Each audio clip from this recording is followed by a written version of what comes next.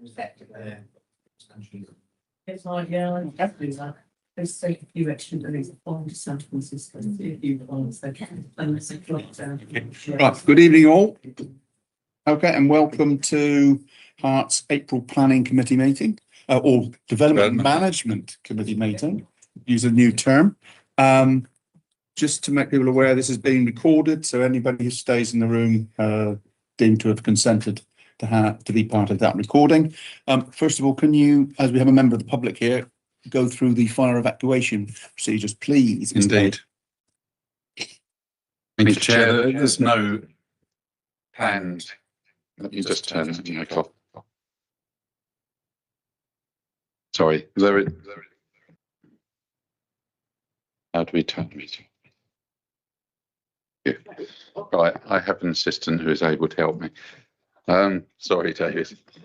There's no planned evacuation tonight. Therefore, if the alarm sounds, it's a genuine event. Please leave the building at once by the nearest available exit, which will be lit by green signs. Do not use the lifts.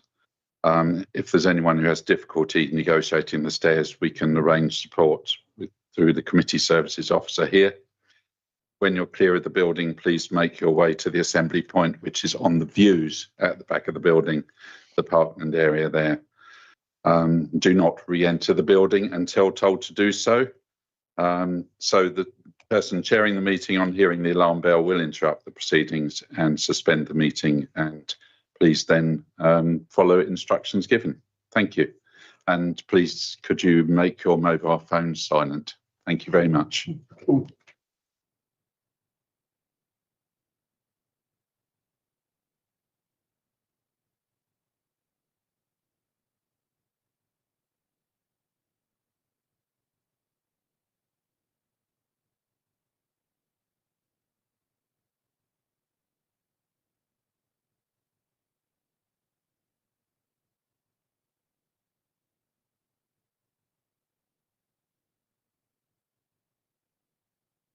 Good evening, I'm Tolota Decor, Principal Solicitor.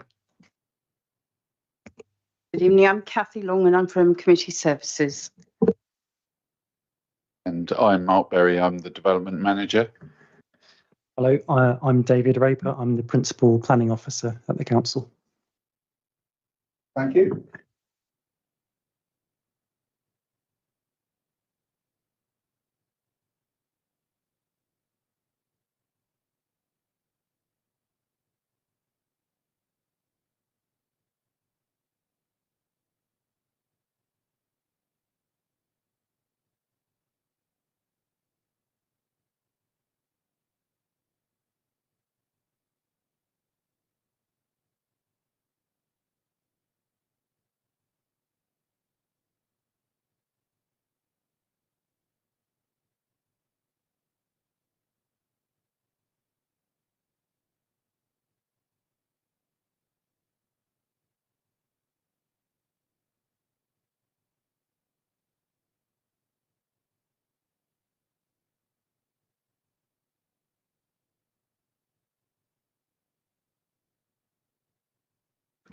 We do, Chair. Councillor Brown has sent his apologies and he is substituted this evening by Councillor Kepper, and Councillor Southern has apologised and is substituted by Councillor Forster. Thank you.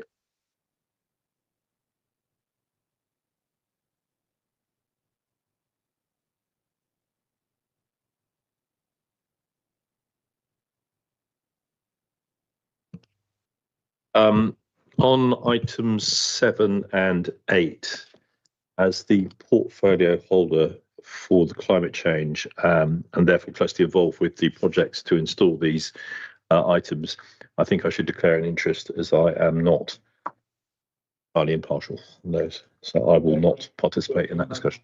Okay. So can you stay for the meeting, or are you going to leave? They are the final 2 items. I might as well leave. Yeah.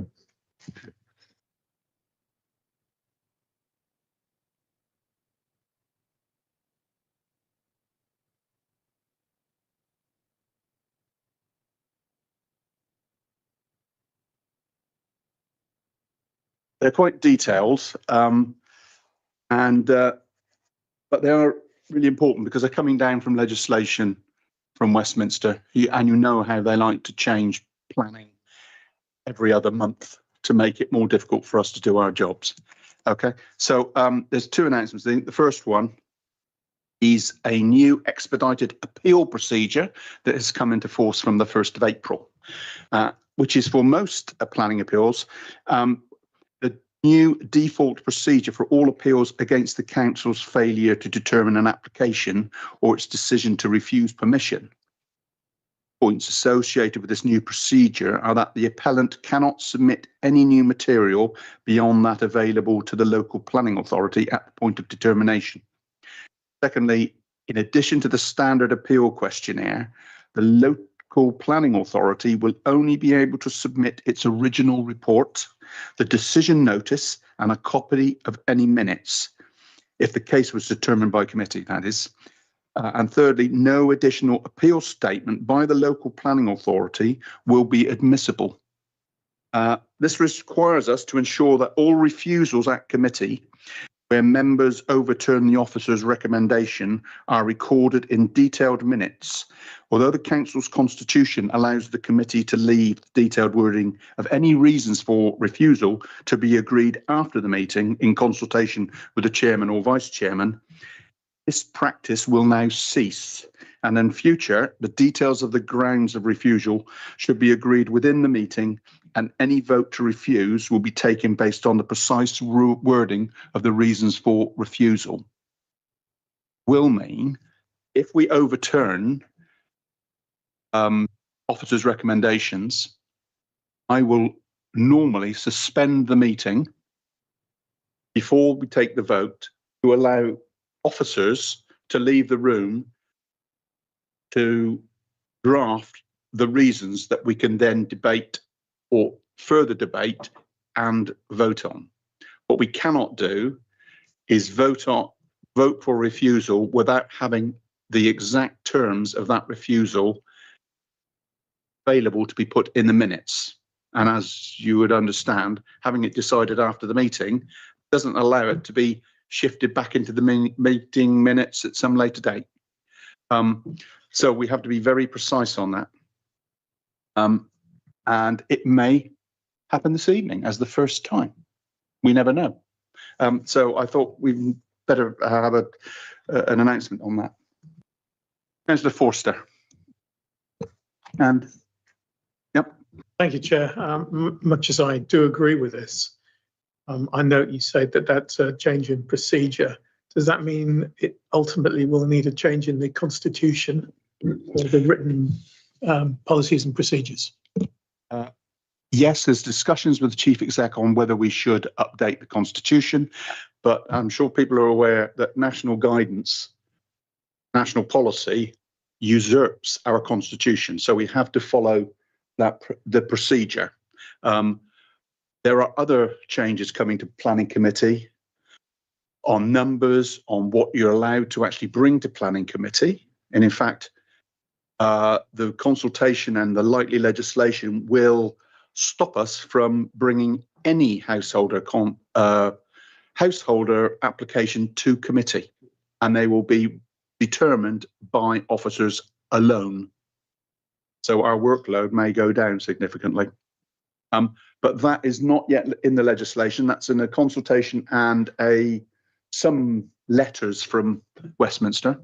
But there may be quite a few changes to the constitution required because of these planning changes. So we're going to see what they all add up to and then see if it's worthwhile to do them for the last year of this council. But comment. Yeah, just in terms of the announcement tonight, the only bit of the constitution that affects is one which is an option anyway. It says that the meeting may decide to allow the chair to agree that. So what we're saying, I think, is that won't happen anymore. So it doesn't urgently require a change to the constitution, but it means that the chair is going to always require the details to be agreed in the meeting, if you see what I'm saying. Yeah. Yeah, there may be more fundamental changes coming down the line. Councillor Forster. Yeah, I respect that and thank you for that clarification. I would like to formally note that in terms of what you suggested about things coming or not coming to planning committee and being determined by officers, that means the neighbourhood and local plan will become even more vital. And I personally find it reprehensible of this government to remove the local democratic mandate, which effectively this does. And I'd like that noted, please. Or note it as part of the meeting minutes, but I'll wish you luck at going to Westminster and getting them to change their mind now. Councillor Cockerell, I think, wasn't it? Not Councillor Weiss, but Councillor. Yes, it was me, Chair. Just 2 points. First of all, it sounds like it might be a good idea for you, Mr. Chairman, to suggest a planning working party in the not too distant future, so that these issues can be discussed a bit more fully with officers and members, just to get clarity on how we want to move forward. The other thing that I would say is that I think as members and as warned members, I think we need to be even more careful now, or not so much careful, but diligent in terms of working with officers before we get to a planning committee if we've got issues with applications, particularly if they're in our ward, and with householder applications, talking to the officers to make sure that issues are addressed. I think sometimes we do get ourselves into a situation where we're trying to refuse something in a meeting, and whilst we may have very good planning reasons in our heads as to why we want to refuse it, because we haven't necessarily discussed that with the officers beforehand, we get into a conversation with the officers in the meeting. So maybe we need to start being more proactive in talking to officers before the meeting about possible reasons for refusal for more contentious items. But I certainly think we could pick this up in a planning working party. Yes, I quite agree. I think that will be a topic for whoever chairs this planning committee following May the 7th. Yeah, so it's not for me to set it up, it's for the new committee to determine. And that comes on to my second announcement, which is about member training. And your point will be fully covered, will it not, in the member training? Now, this will be mandatory training. The announcement is there will be mandatory training for members of the Development Management Committee immediately before the forthcoming meeting on the 27th of May. Okay, the training will take place from 6:30 and the regular Development Management Committee meeting will not therefore start until 8. This training is mandatory for all members of the committee and any councillor that would want to substitute at any time in the future. Okay, without it, a member will be unable to vote on any item. If you have completed this essential training within the last 3 years, your presence is not essential, but it is recommended that as many as possible attend the session as a refresher because of the changes that we're going through.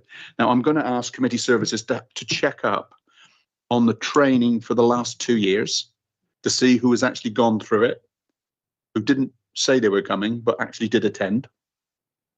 So that we can, because we don't want to get into a situation where we can be challenged about members on this committee voting and not having gone through the mandatory training. Okay, so we're going to check up on this. Okay, now to come back to your point that was raised, Councillor Cockerell, on 8th of June and also on the 10th of June, the 8th of June at 3 p.m. and the 10th of June at 7 p.m. There will be another training session focused on decision making on larger applications. And we'll have special regard to recent changes in the legislation, including the new ministerial direction relating to determination of applications for 150 homes or more. It will also include other relevant matters such as infrastructure planning for water supply and sewage treatment, sessions are highly recommended and will be essential for all members of the Development Management Committee and any potential substitutes, as it will change the way we have to determine applications. And I'm sure people are aware that we will not have the authority to refuse applications of more than 150 at this Development Management Committee. It can be called in by the Secretary of State. So we have to be very particular in how we debate it and write our decisions and our reasons, because that is what the Secretary of State will see. So it cannot be anything wishy-washy. Mr. Berry dislikes wishy-washy. You know, right. Okay. So hopefully people can put one of those dates, the 8th or the 10th of June, in their diary if they're still in the country. I think we will record it, but it is vital that anybody's in the country, if they can attend one of those, it will be, I think it will be helpful to this committee to make sure we do the right thing as we go forward. Right. Now let's forget, Councillor Quarterman and Councillor Forster. Yes, so I just one question on one implication of what you've just about, which is the taking of minutes at this meeting. Minutes up until now have been a sort of general summary of discussion. Are we going to move to a more detailed set of minutes where each individual member's contribution is noted? I'm going to look at Mr. Berry, but what I would not want is to have a transcript of every word spoken in this chamber, because that will be unwieldy and it won't be helpful to anybody. I think the point of just reinforcing the minutes is to make sure we communicate very clearly, should it be an appeal or communication to the Secretary of State, why we believe something should be refused. That is all. I don't think we need a blow-by-blow record of so-and-so said this and someone else said that.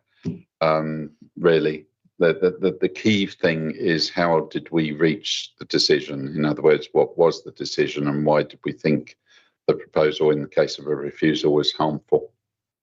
And provided we've got that adequately detailed so that we can demonstrate we've made a reasonable decision, the rest is academic, in my opinion. So they will be longer, but not a blow-by-blow account. Yeah, they will keep up. They will define how we got to that decision, so that people can follow and understand why we've done something. Councillor Forster. Thank you, Chair. Just on those 2 dates, will invites be coming out from committee services? Yeah. That is an alternative to the first one. Yeah. Oh, what I didn't say is you don't have to come to both. The June dates. The June date. There's one at 3 p.m. for those that can do the afternoon. There's one for 7 members who can only do the evenings. Okay. They will be exactly the same training material. Right.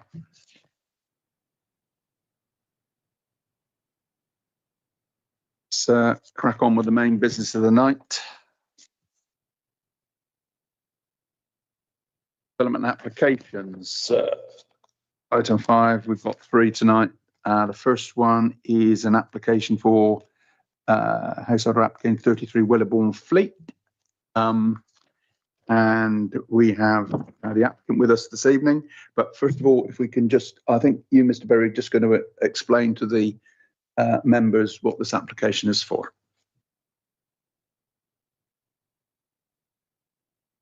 Thank you, Chair. I'm just trying to get this to full screen. I'm not doing very well on the technology tonight. There we go. So, yes, Chair, this is an application relating to 33 Wellerbourne Fleet, and it relates to a park garage conversion, including the installation of a window on the exterior. This is the property in question, outlined in red. You can see it's in an estate layout. and I dare say many members are familiar with this general location. This is a more detailed site plan showing the retention of 2 vehicle parking spaces on the frontage and the area of the integral garage in question. This is a comparison between the existing elevation and the proposed front elevation.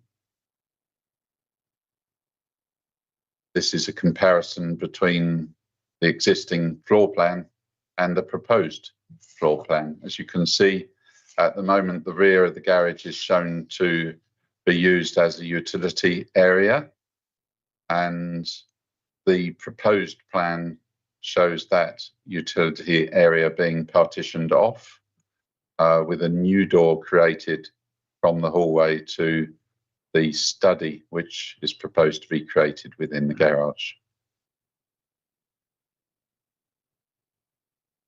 This is the frontage of the site showing the 2 parking spaces and the garage door. This is an area of the garden which at one time was proposed to be paved with an extended parking area, but that's no longer the case. And this is an interior view taken from within the residual garage area towards the utility area, which appears to have been created more than 10 years ago.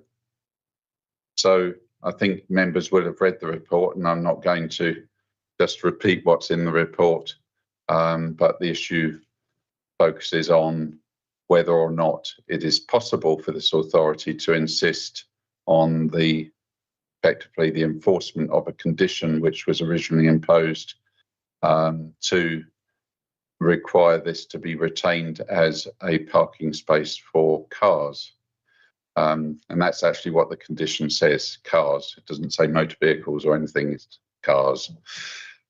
So our report concludes that it is now no longer possible to protect this area because of the longevity of the current non-car parking use. And therefore the recommendation is that the application be approved subject to the conditions in the report. And back to you, Chair. Okay. Thank you. I think the other issues that people have raised about loss of green space or loss of magnolia, I think that those have all fell away. So there's no issue about that. This is primarily, should a garage be allowed to convert to a non-parking space, effectively. So that's it. Now we have public speaking this evening. We've got nobody against it. It's just Mr. Smith. Okay, shall we kick off? If you come up to that chair, and we're gonna follow the rules, which means I have to say you only have 3 minutes, and then this light goes red, and we all have to go to Pakistan and debate a ceasefire. Okay, but if you press the button and it goes red. Point of order, Chair. I think Yeah. that comment is out of order. Okay, Councillor Forster. Do you want to? Is it Hello? red? Yeah, it's red. Right. And we'll start the 3 minutes, and you'll get a warning after 2.5 from the committee services. Thank you. Right. Yep. Thank you. Hi, good evening, everyone. My name's David. I'm the homeowner at 33 Willowbourne, speaking for the application. And I believe it does align with the council's goal around sustainable development and housing flexibility. I believe it doesn't significantly alter the character of the area. I think there's minimal change to the frontage proposed. Yeah, as you mentioned, looking to convert the garage into a home office and a playroom, which will make efficient use of the currently underutilised space. I think especially given the increase in home working, that there are days when there are multiple sort of family members at home working from home and needing separate space to hold calls. And also the flexibility of having a playroom for our growing family as well. You know, the option to proposed to convert the garage is basically due to the fact that housing is unaffordable to upsize, really. So this is a cost-effective way for us to be able to increase space for our family. And as mentioned, the garage is unusable to park cars in, given the size of modern cars, and that utility area that you mentioned was actually in there at the date the house was built, as far as I'm aware, which is definitely over 10 years old. And also, which doesn't necessarily show in that, there's also a soil pipe that comes down the garage halfway along as well, which obstructs cars. We're flexible on the extra space out the front or not. Obviously, we initially put it in thinking that it was required, but happy to remove it, and that's our preference too, really. It doesn't actually change the practical parking of the area, given that it's not used for parking a car in, currently anyway. Also open to, if there were conditions to be put on it, whether there's the option of putting grasscrete down or other materials that have to be flexible to meet the requirements. And there's definitely still flower bed there and some soft landscaping anyway.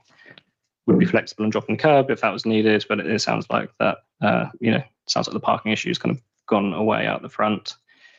I think 4 out of the 5 objections have come either directly from the neighbouring property or from family members relating to them. So I think if it wasn't for the fact that 4 had come linked to the neighbouring property, it wouldn't have even come to this committee so far either. There are numerous properties on the estate that already have paved their garden. Thank you. Yeah, there's at least 5 properties on the estate that have converted the front garden into paved for extra parking space, and also others that we're aware of that have converted the insides of the garage for office space, but not obviously the window out the front. So I believe it's proportionate and reasonable proposal, and as I mentioned, we're flexible on the conditions. So thank you for your time and consideration. Thank you, Mr. If you'd be just stay there at the moment, I'm sure some members might have some questions. If you could make yourself available, that'd be great. Any questions from? Right, I see. Right, there's several hands gone up. I've got Radley, I've got Delaney, Cockrell, and Quarterman. Right, just for questions to the applicant on what he's said in his proposal. Okay, right, Councillor Radley first. So I hope you don't think this is being too nosy, but could I ask can you confirm how many bedrooms your property has and how many cars are associated with the household? Yeah, there's 4 bedrooms and there's 2 cars for a household. Okay, Councillor Delaney. In your speech just now, you were talking about the extra parking space out the front, putting grasscrete down. The application we're looking at the moment is not to do that, but clearly it's something you sound like you're still planning on doing. No, not planning on doing. I think originally when we put the application in, we were of the understanding that we would need to put additional parking space out there, but it sounds like it's not a requirement, and it would be our preference not to put an additional parking space out the front. And I believe that then enables the street parking also to be flexibly used amongst neighbours as well. So often neighbours would park outside, whereas if there was to be a drop curb, it would remove the ability for neighbouring properties to use that off-street parking out the front as well. I know, I think we're happy with the proposal not to include the additional parking if it's not required, equally flexible if it was a condition. Okay, thank you. Okay. Councillor Cockrell. Yes, thank you, and thanks for giving us your time. Just to get some timescales in my head, did you move into the house when it was new, or you moved in subsequently? We moved in subsequently in August 2018. Right. Was the utility room already there? If not in that form, was it already sort of partly used for the garage, partly used for other things? It was exactly as you see. It's all that utility area there was already there. Was already there when and is also in all of the neighbouring properties as well with similar arrangements. Thank you. Thank you. So does that answer your question? Because it looks as though this was a feature as built within the garage on all the properties on Edenbrook of this style. Is that what you were trying to ascertain? Right. Thank you. Councillor Quarterman.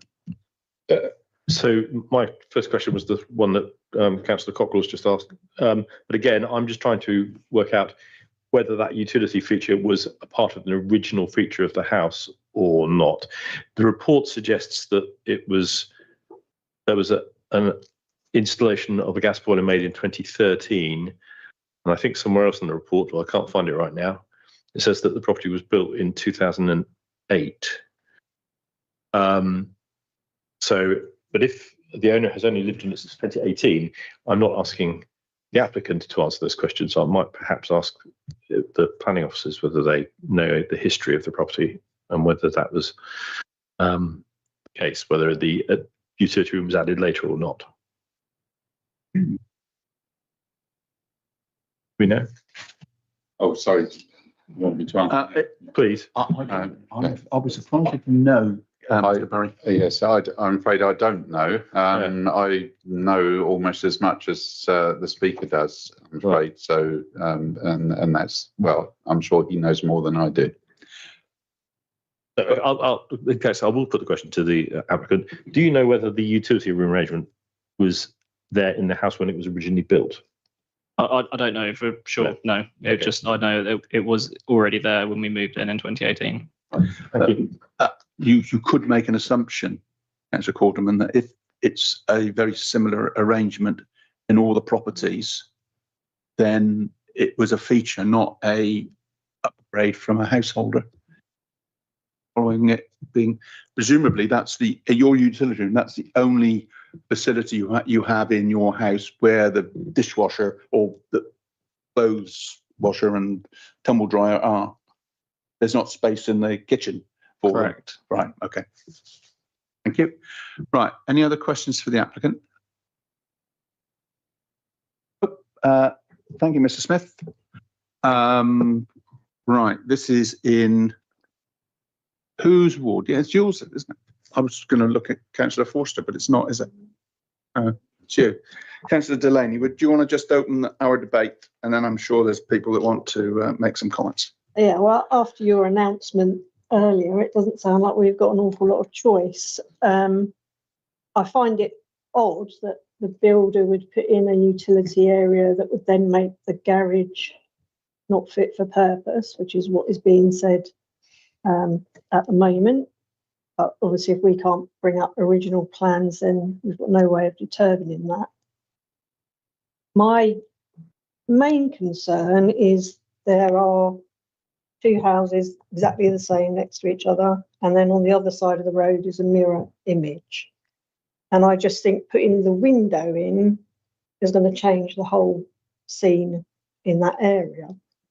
I just wondered if maybe we could look at keeping the garage door there. No. I'll come back to you, Mr. If we need your input, I'll okay. I'll come back at the end. Okay, I just want to get the debate started in council. Okay, all right. Okay. Well, we have to determine what's in front of us today, so we can't replan it for the applicant. Okay. On the fly. Okay, we have to look at what's on the paper. Okay, Councillor Radley, do you want to start?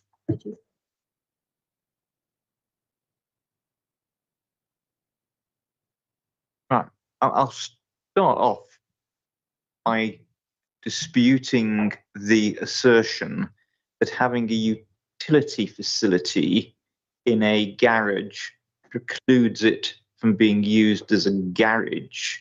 I have certainly been in homes, particularly in the US, where that is very often the case, that a utility room with washing machines is in the garage. And therefore, the argument being put forward that it's already been converted into a utility room, therefore it's permitted development, I think is wrong.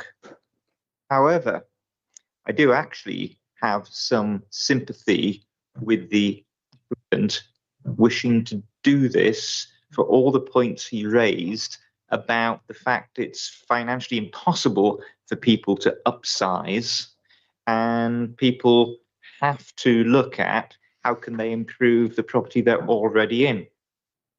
So the question we then have to wrestle with as a committee is there a fundamental harm in removing this garage from being suitable for the parking of cars? I won't say motor vehicles because the condition is for cars. And although you can't predict what's going to happen in the future, as Councillor Stephen Parker always used to point out on this committee, garages are hardly ever used for the storing of cars. They're used for the storage of stuff. I have a garage. You could hardly get a motorbike in it through all the stuff that's in it. And I think that's true for most properties. So the original proposal on the site that says we've got 3 parking spaces, we've got 2 out front and a garage, was a SOP at the time, and in my opinion it's still not valid today. People do not use their garages. So this garage hasn't been used for the parking of cars for the last however many years this site has been here. It's 2000, so but we're talking about getting on for 18 years. Gosh, I'm getting old. Right, so therefore I don't know that you can assert that it does demonstrable harm, because it was never used as a garage. I'm sure it was never used as a garage. And therefore, I'm minded to say, why don't we let this gentleman actually improve his house so that his family can grow there and actually make the best of the location that they're in, which is a beautiful location. I know that firsthand. I'm going to make a comment on that, and I hope Mr. Berry will tell me if this is right. But when we allowed the original development, it was under a regime where there was very limited parking being proposed, because it was some scheme from Westminster that says you only have 1.5 parking places. And as a result of that, we removed permitted development right to convert the garages on every property on the Edenbrook estate. And if that is still true, then if this was an original feature, then the permitted development right has been removed to convert this from a garage to a habitable room. So I think the permitted development removal was for the whole of Edenbrook. Yes, certainly for this phase of the development. I haven't checked all the others. This condition applies. I can read the condition out to you because the outline contained the following words: any garage / parking space / parking area to be subsequently approved shall not be used for any purpose other than the parking of cars. And then the phases came through under that outline. So the outline condition applied, I think, probably to most, if not all, of the development. I think, yeah, that answers your question. Yeah. So if we took your suggestion, Councillor Radley, we would be removing the permitted development restriction on this property. And that would set a precedent for the rest of the estate. Okay. Who else wants to contribute? Councillor Forster, you actually called it in. Do you want to speak on this one? Thank you, Chair. Yes, I mean, you made a salient point that it would potentially remove the condition for the whole development, which I think would be really bad. I know that Willowbourne has a number of parking issues on a regular basis, and quite a lot of the residents in the area are very concerned both about the implications long term, but also about the specific issues it may cause in the short term. So from what I've seen, it's not an approach that I think is a reasonable approach for this council to support. Okay, Mr. Quarterman, you. I was heading in the same sort of direction as Councillor Radley. It just seems to me that these houses were built with utility rooms in the garages, whatever reason, and as you quite rightly say, very few people actually use that space for parking cars. They use it for storage, they use it for extra utility space, etc., etc. It seems very odd to me, and very much as if we're not serving the best interests of the residents, if we say, well, we can't force them to park cars in it,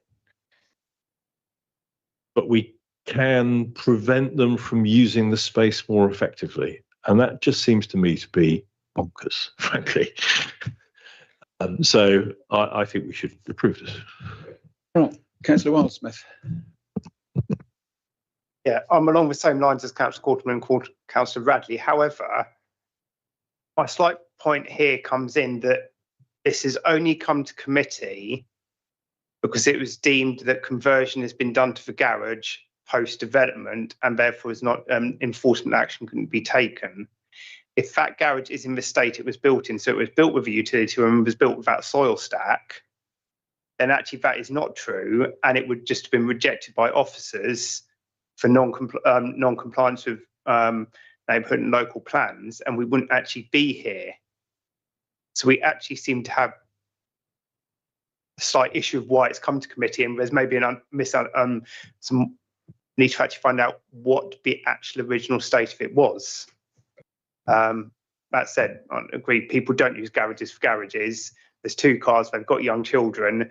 It's going to be, if they doing a playroom, presumably probably at the age of my children, it's going to be another sort of 10, 15 years before there's likely to be a third car in the household. But 2 spaces is adequate and you want them to be able to take the most of it. Councillor Makepeace Brown.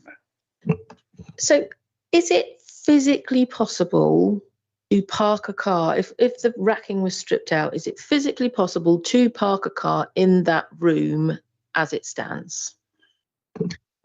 I would say, I don't want to involve the applicant at the moment. It depends what the car is. Okay, because cars have got bigger and fatter, Yeah, but there are smaller and leaner ones. yes. So it's all garages. It does meet the standards Even of a garage. even with the soil pipe pipe was mentioned. So is that getting in the way of a car vehicle being put in that room? Yeah, yeah. Yeah, I mean, our current parking standards, our adopted standards, would say that this is not viable parking space. However, this building was built in different times, and at the time it was deemed to be a garage. We do not know whether they were built with utility rooms in the back. We've got a surmise that it may have been, but the answer to the question is yes, you could park a car in there, but it wouldn't be possible to park some of the more recent, larger SUVs and vehicles that we see on the road. A Nissan Micra would fit in there very well. Yeah, okay. So the Hart parking standard for now, that doesn't match it. Right. That's correct. Okay. Anybody else want to contribute to the debate? Councillor Wildsmith. I'll just pick up on one point on that. Bearing in mind it's a 4-bed house, so it's a family house. You're likely to have a reasonably large-sized family car. It would seem it is not fit for purpose nowadays, and probably irrelevant. But in most other things, if when later standards come along or later planning policy comes along, it usurps what was already there. Obviously not the case here, but maybe it should be the case. Councillor Corderman. This whole discussion about whether you could park a car in this place or not is irrelevant. The fact of the matter is that this applicant hasn't for many years and has absolutely no intention of, I would guess. It isn't going to happen. If we refuse this, they're just going to carry on using it as a utility room. Okay. Dollar, you want to? Excuse me. Yeah, thank you, Chair. The main thing to note is that a condition was imposed which required the garage to be used for the parking of a car. That condition has been breached, allegedly, for a number of years, probably by the builder building the utility room there. But there's also the issue of whether it's immune from enforcement action. And for a breach of condition, the immunity period, well, for any breach now, the immunity period is 10 years. So there is a statement in the report that there is building control records of the boiler being put in there 13 years ago. So that in itself is over 10 years. So the question really is that even if you were to refuse the application today, would you be able to enforce it? That's a matter for. Okay, Councillor. Yes, Councillor Radley. Can I have this? Is this an application for installing a utility room and a boiler in a garage, or is this an application for converting a door into a window? And if it's an application for converting a door into a window, what is the fact that there's a boiler and a washing machine in the garage got to do with it?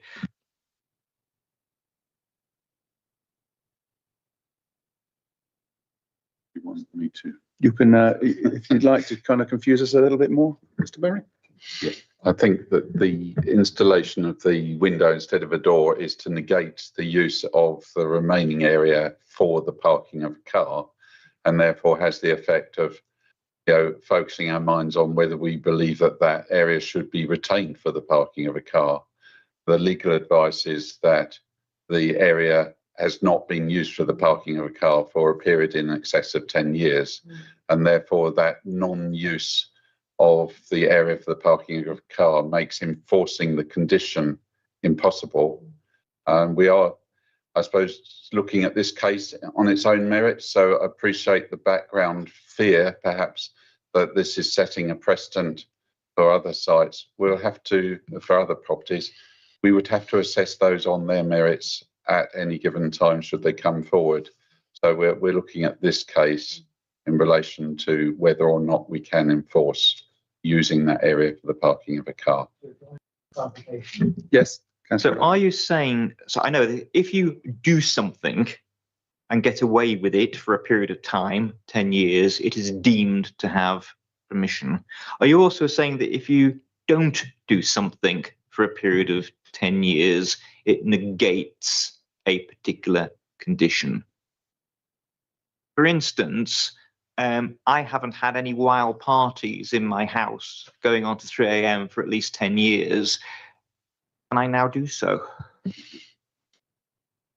I'm not sure that's. I'm sure that's not a planning condition. That might be environmental health, Councillor Radley. Okay, but let's stick to planning, can we? Tolu. I was just going to attempt to answer your question, but I've lost it now. Is not doing something grounds for asserting that you've now overcome that?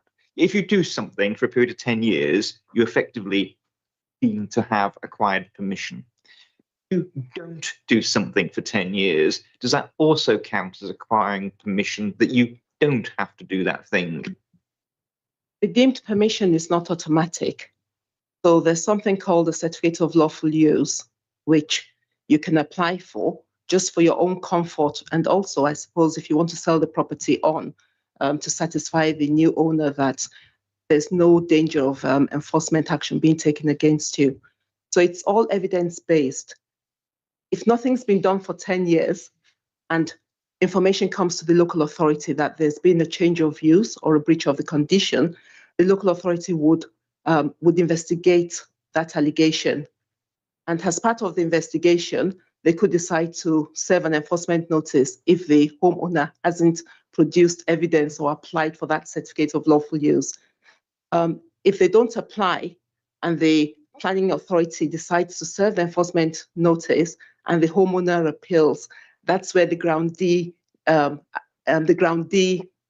appeal would come in that you can't take enforcement action because I've been using it for over 10 years. So, and then the evidence will be provided at the inquiry. Right. So just because this does confuse me greatly, and I'll use myself as an example so that I don't, cast any nasturtiums or whatever. I've not used my garage to park a car in recent months. It might be longer, but it's in recent months. Does that mean you can take enforcement action against me to make me use my garage to park a car? If there's a condition on your planning permission, then the answer will be yes, because when you consider the application for a certificate of lawful use, you also have to consider whether there has been an abandonment of that lawful use. So if you hadn't been using your car, if you haven't been using your garage to park your car for maybe 6 years, and then in the 7th year, you start parking your car in that garage, the authority would argue that you had abandoned that change of use. And so the immunity period begins to run again to the next 10 years. Can I just? Yeah, hang on. Yeah. Mr. Berry wants to make a comment and then we'll come back to you, Councillor Quarterman. In short, if you don't use your garage for parking of a car and you don't use it for anything else, nothing changes. But if you positively use your garage for something other than the parking of the car, and you're able to demonstrate that you have done that for a period of 10 years or more, then the ability of the authority to enforce that condition would disappear because it's unenforceable. Does that help? Okay, so at the moment, that garage is being used lawfully for the storage of stuff, as Councillor Radley says, and it has been for the storage of stuff for the last 18 years. Surely the implication of this conversation is that every house on that estate that isn't using their garage for parking a car is in breach of the condition that was originally set by this committee when we approved that application back in 2009. The fault here, I would suggest, is that that was a completely unenforceable condition, and probably a condition that we had absolutely no intention of ever enforcing. Because if you're going to put a condition that says you must use your garage for parking cars, you have to be prepared to go around and enforce it and go around and say to every single person on the estate, you must park your car in your garage, not on the road or in your parking space. It is a stupid and unenforceable condition, and we really shouldn't be worrying about it now. I won't comment on my forebears in the role, but to say that they shall not be used for any purpose other than the parking of cars is extraordinary. That's not a normal condition, because we all know that garages are used for other purposes, and most conditions of that nature are worded differently. So I think the point is well made. Excuse me, Right. can you hear me? Well, as long as members understand the implications of what they may be agreeing to. Okay? Because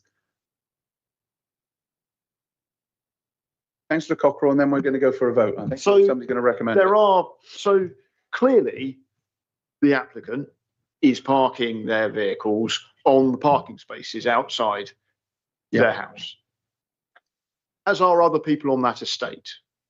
Some will be putting their cars in the garage if it's small enough to, but many people will be parking on the car parking spaces that are provided. They've got the car parking spaces outside. What's going to change? Nothing. They're still going to be parking their cars outside. What is the difference? The only difference is that some people might say, oh, I didn't know I had to apply to Park District Council so I can park my car in, Just deal with it when it comes up. It's not an issue, Mr. Chairman. I don't know why we've spent quite so long trying to go through the weeds of this. Right. Councillor Delaney, would you like to sum up?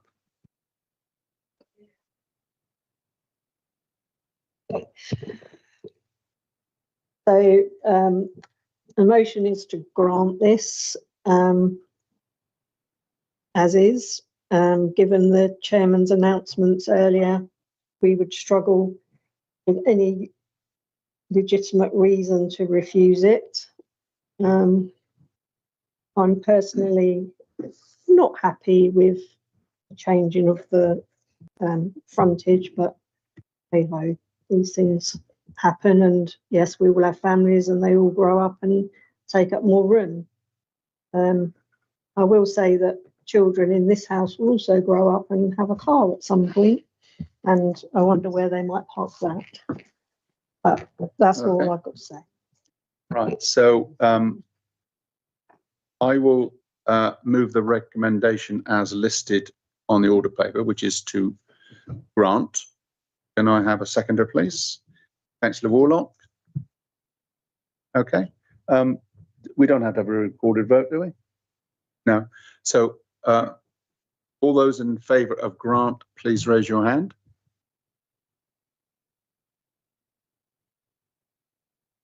Seven, 4. All those against? 2. Any abstentions? 1. Okay, so Sorry, point of order, Chairman. It doesn't make any difference to the outcome. I noticed in the minutes, Councillor Forster had already raised an objection to this application. Should he therefore actually be having a recorded vote against it because isn't that predetermined? Councillor Forster, I know you called it in. I didn't know you'd made a formal objection. But I did make a formal objection based on what I knew at the time. And that was a qualified objection, so I have no concerns that I am able to vote. I'm surprised that Councillor Wildsmith didn't actually validate that. well, if it's a qualified, can we? I'll just get the officer to check because I haven't read. Yeah, or seen it. the key thing is that it hadn't been predetermined in the councillor's mind, and I think what we're being told, and I can't remember the precise wording of the email, I'm sorry, is that it wasn't predetermined, but that you were expressing your concerns pending getting all the facts at the committee and making your decision there. That's correct, Mr. Berry, and can I point out that the application has subsequently changed with the change to the parking, which is a material point. The lack of the third car parking space. Councillor Radley. In defence of Councillor Forster, I did read his objection earlier, and the reason why I didn't raise it is the objection as listed here is completely related to the loss of green space, the magnolia tree, and a lack of a dropped curb. They are no longer pertinent to this application, so I didn't question it at the time because I thought it wasn't germane. Right. So, would you like to announce the decision? Yes, so that to allow Mr. Smith, you can then leave unless you want to hear about solar panels. So, Mr. Smith, the application is approved, as you've probably gathered. Thank you. Right, thank you. Let's move on to our solar farms. Which one are we doing first? Frogmore. So if you don't mind, I will leave the meeting at this point. Yeah, it's in your area, isn't it, Frogmore? It's actually in Councillor Cockrell, so Ooh. I'm going to not participate in this discussion because of my because of the interest I declared earlier. Okay. Yeah. Anything to speed us along? Okay.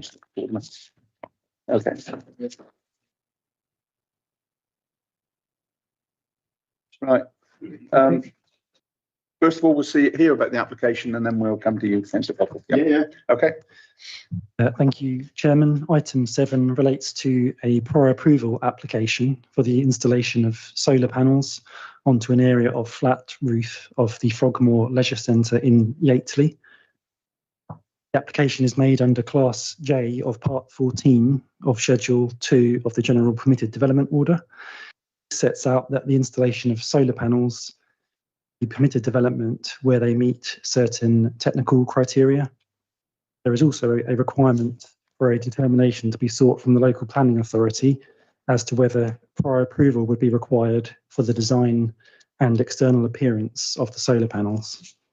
So this slide just sets out the red line of the site, which is part of the Frogmore Leisure Centre.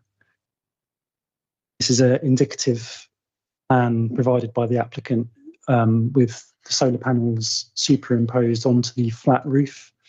All the areas here are a flat roof. So they would, that plan just indicates where they would be sited. And this is a photograph of the leisure centre. So there'd be limited views, obviously, of the solar panels from ground floor and ground level. That's just another view looking towards the building. As you can see on the location plan, it's in a sort of landscape setting with limited residential neighbours around. So the solar panels would have limited visibility, but the building is a modern building of varying forms and roof profile.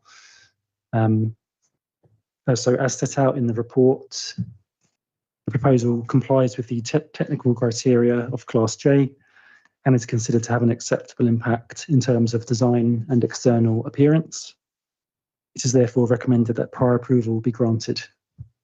Thank you. Thank you. Okay. Thank you, Chairman. I really don't have anything to say on this, except I'd be happy to move as listed. Fine. That's good. As members are aware, this is only coming here because it's Hart property and probity has to be displayed in public. Okay. Anybody have any comments on this? No debate? No debate? Right. Then can we have a seconder? Councillor Warlock again. I'll choose you because it's like the last hurrah always, isn't it? Okay. Right. All those in favour?